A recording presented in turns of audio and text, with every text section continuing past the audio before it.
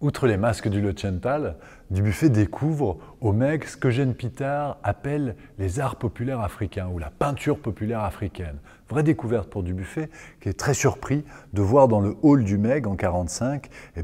notamment ces deux tableaux d'un Éthiopien qui s'appelle Mariam, qui était peintre à Addis Abeba et dont ces deux compositions avaient été ramenées par l'un des élèves d'Eugène Pitart avec une peinture profane qui va un peu à l'encontre de la peinture sacrée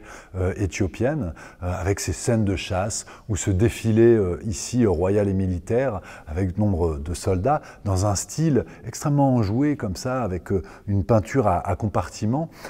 qui va un petit peu à l'encontre des usages occidentaux de la peinture. Et donc ça, c'est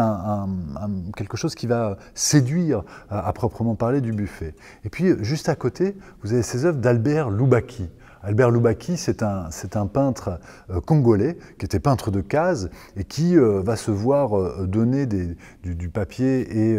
différents pots de couleurs pour pouvoir produire une œuvre sur papier à destination des administrateurs coloniaux qui vont beaucoup aimer son travail. Et ça, Dubuffet, là aussi, va être très très charmé